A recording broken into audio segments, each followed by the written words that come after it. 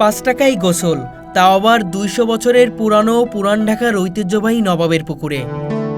এক টিকিটেই দিনভর চরম উদ্দীপনায় চলে ডুবসাঁতার, সঙ্গে জলকেলি। এমন একটি পুকুর আছে পুরান ঢাকার আহসান মঞ্জিল সংলগ্ন এলাকায়। নবাবী আমলের এই জলাশয় গোলতালাব পুকুর নামে পরিচিত। স্থানীয়রা ডাকে নবাব বাড়ির পুকুর। প্রখর রোদে পুড়ছে চারপাশ, কাঠফাটা রোদে যখন জনজীবন দুর্বিষহ, তখন এই পুকুর দিচ্ছে সামান্য স্বস্তি।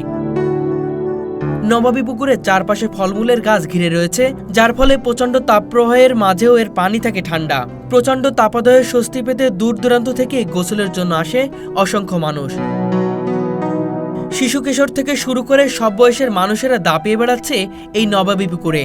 এই পুকুর শহরের কর্মব্যস্ত মানুষকে দিচ্ছে গ্রামের সুনিবিড় শীতল ছোঁয়া, মনে করিয়ে দিচ্ছে দুষ্টু মিষ্টিতে ভরা ছেলেবেলাকে।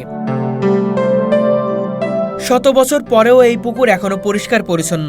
প্রতিদিন শত শত মানুষ গোসল করার পরেও এর পানি টলটলে স্বচ্ছ।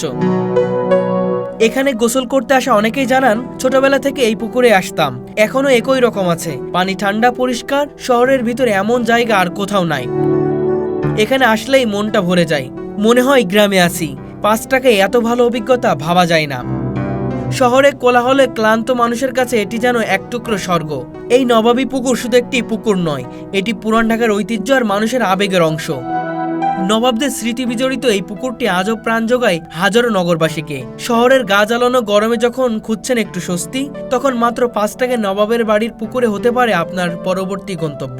ঐতিহ্যের সঙ্গে এক ফোঁটা শান্তি, এটাই পুরান ঢাকার নবাব বাড়ির পুকুর।